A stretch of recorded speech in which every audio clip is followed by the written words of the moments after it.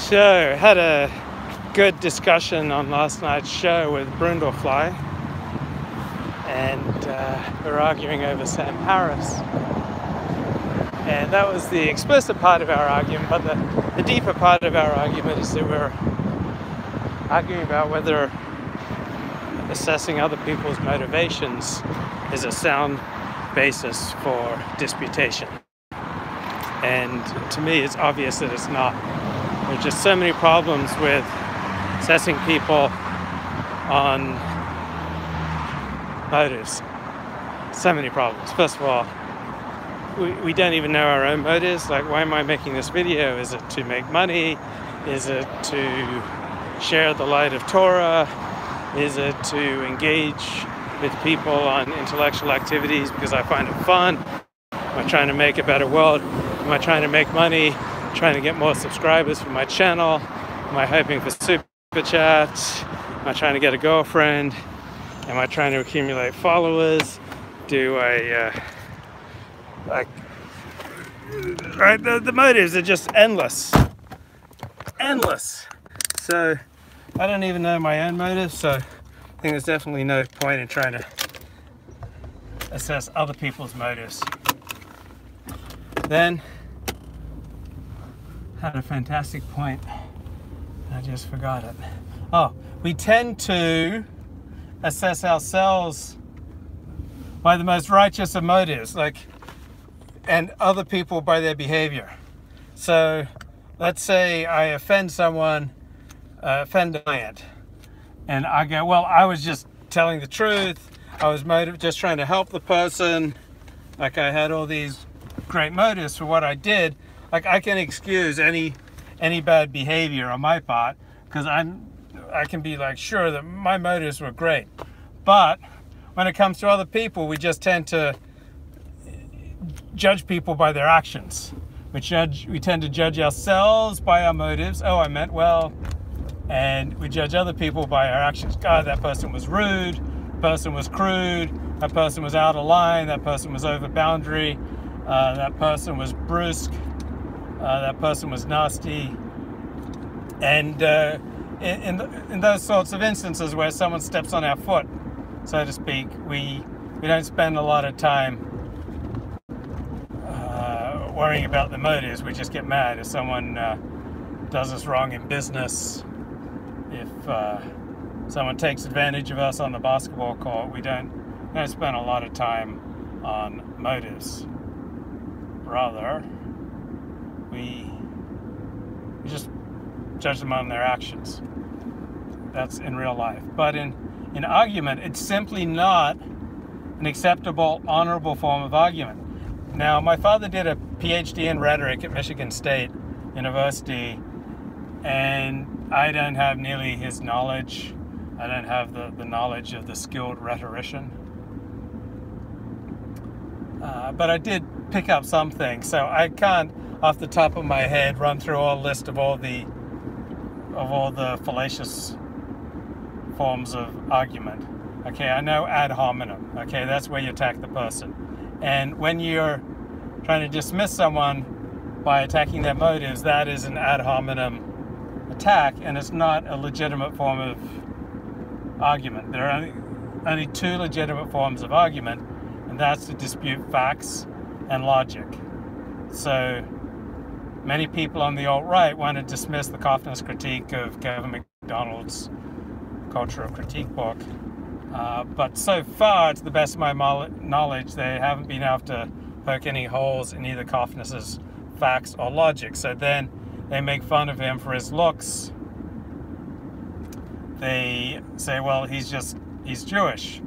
So he's obviously self-interested, and he is just trying to score cheap rhetorical points to ingratiate himself with the powers that be. The Jewish community put him up to this. This is just part of the Jewish group evolutionary strategy. None of these are arguments. All of these are ad hominem attacks, and then they're just not arguments that stand up. I mean, Coffness is He's married to a Korean woman, spends most of his life in Korea. He has virtually no attachment to the Jewish community. He's an atheist. He doesn't practice Judaism in any way, shape, or form. He doesn't keep any of the mitzvahs.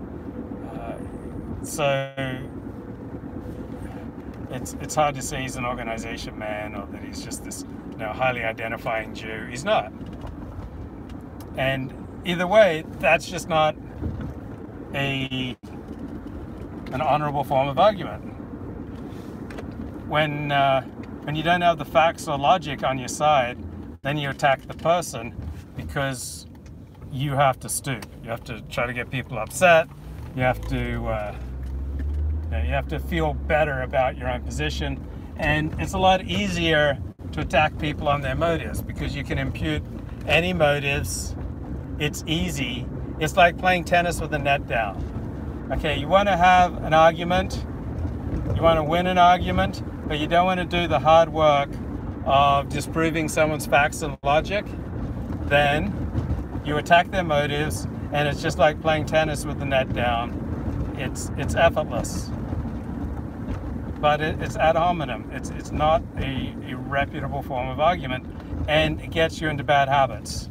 Okay, it marks you as a disreputable person because you're engaging in disreputable argument. You're trying to slime someone instead of engaging in facts and logic, and it becomes a habit. Everything we do is a habit. Like, I have a friend who's an academic, and I would just always be amazed how he would dismiss books and papers that he hadn't read. He would just like, he would issue some withering 1-2 sentence put down of books and papers he hadn't read. And I was like, dude, you're an academic. How do you operate like that? I would be too ashamed. But he wasn't ashamed in the least. He just, I can't fathom his motives. I don't understand anyone who, I just don't understand anything honorable in dismissing books, papers you haven't read, or trying to dismiss books, papers, and people on the basis of ad hominem attacks. What happened to Dennis Dale, I have no idea, but he's doing his thing on his YouTube channel and on his blog, and he's got that dark humor that's as cutting, as hilarious as ever. So, miss the guy, but the show must go on. So, that's a problem with people using fake names, is that they will engage in all sorts of behavior online that they would never engage in if they had their name on it. And then you get sloppy, and it's really hard to develop bad habits.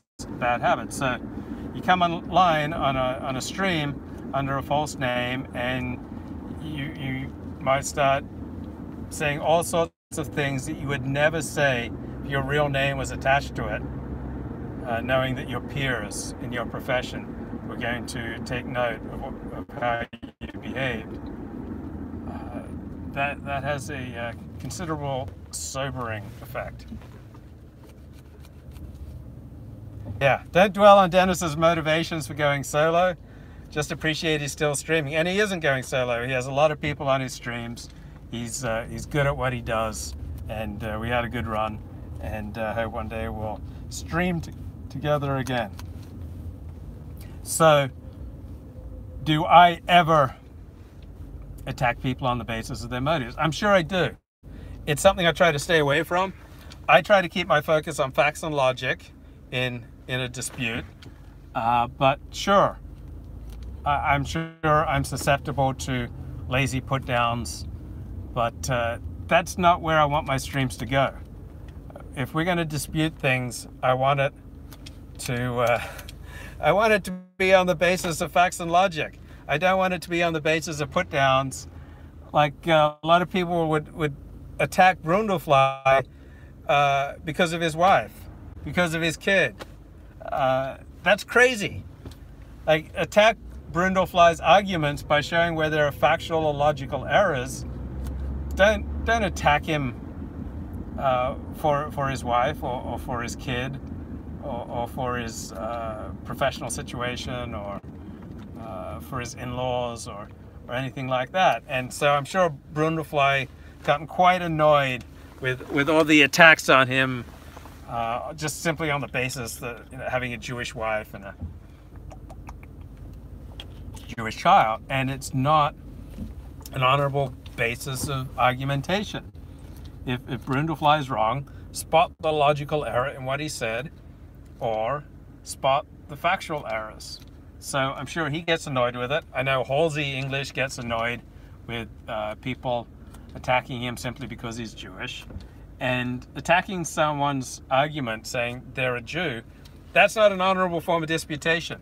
I understand it makes you feel better to think that you have these easy put downs at hand whereby you can just dismiss people, you can just dismiss arguments, papers, books that you don't like.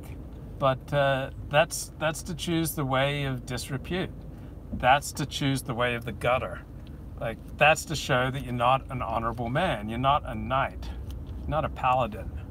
Okay? You're not engaging in intellectual jousts in good faith.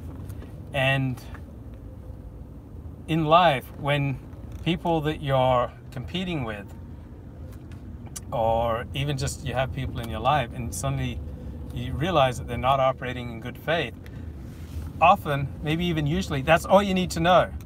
As soon as you realize that some acquaintance of yours is not operating in good faith, generally speaking, you just dismiss them. Now, Levy says, I assume Al Jazeera is BS because it's run by Arabs. I think that's faulty. Al Jazeera does a lot of good work. You can't dismiss Al Jazeera. Notice, I'll give you an example. They did an investigation into NFL players who are cheating with special supplements that are illegal. And they named Peyton Manning. And they named a bunch of other NFL players. They all denied it. Peyton Manning denied it very strongly, threatened to sue, and never actually sued. So I believe Al Jazeera's investigative report on all these NFL players who are cheating the system. I believe that most NFL players are cheating the system when it comes to drug testing. I particularly believe that that was the case with Peyton Manning, as Al Jazeera alleged. And notice, as soon as that report came out, very soon thereafter, Peyton Manning's performance just fell off a cliff. Yeah, he won the Super Bowl, but the Broncos did not win the Super Bowl on the basis of Peyton Manning's performance. He was horrible in the Super Bowl. His performance was steadily declining as the illegal performance-enhancing drugs wore off. And it was just as clear as day that the guy was caught out cheating the system. All his lies to the contrary. I'm sure he'd been cheating the system for years. I am sure that most NFL players are cheating the system with performance-enhancing drugs. I'm sure most baseball players are doing the same. And Al Jazeera did some great investigative journalism there. Al Jazeera does a lot of good journalism. I would say that I'm not a huge watcher of Al Jazeera, but I think that critiques of Israel and critiques of Jews are not just good for the world, they're also good for Israel and good for the Jews. And Al Jazeera has done some telling critiques. They did a lot of good journalism on the American intervention in Iraq and Afghanistan. So I think Al Jazeera has done a lot of good work, and I would not support dismissing them just because they're Arabs. I would not support dismissing anything that the Nazis said just because they're Nazis. Okay? If Nazis made an argument, that argument stands or falls on its own merits. Nazism as an ideology was not defeated by World War II. Okay? Germany was defeated in World War II. The Nazis were defeated on the field of battle. But there's been no, I can't think of any intellectual refutation of Nazism, because Nazism in large part was just based on matters of faith, in believing that Aryan people have a special transcendent role in the universe. That's a matter of faith. That cannot be disproved by facts or logic. It's a faith statement. Nazism, in large part, was based on a faith statement. It cannot be disproved. Christianity is based, in large part, on a faith statement that cannot be disproved. There's no way of disproving that Jesus, a carpenter in Nazareth, was the Son of God and the Messiah. I mean, that's purely a matter of faith. So just because Germany lost World War II doesn't mean that Nazism was disproved intellectually. Every argument that the Nazis made has to either be disproved with facts or logic, or it still stands, or it stands in the realm of faith. Much of it's just in the realm of faith. I never argue faith. It's pointless arguing faith because there's just not enough to hold on to. People make their faith statements, and fine, you should live and be well. Nazis do it, Christians do it, Jews do it.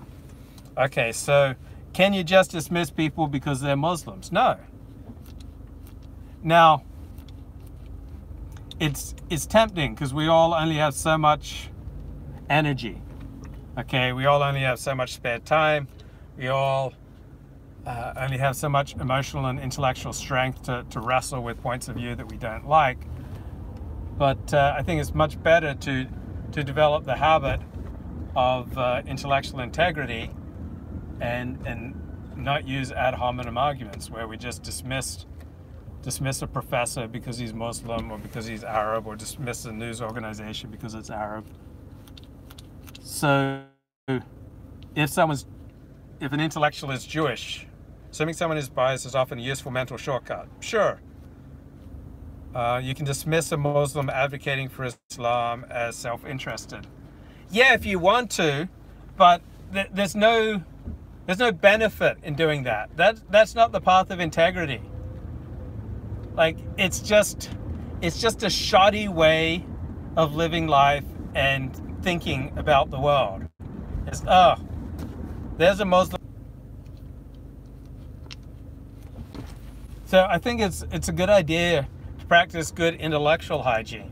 Okay, just as it's important to brush your teeth and to take a shower at least once a day, to dress well, to keep a time schedule, to have goals, to have intermediate goals, to have a vision for your life, to engage in spiritual reflection and prayer.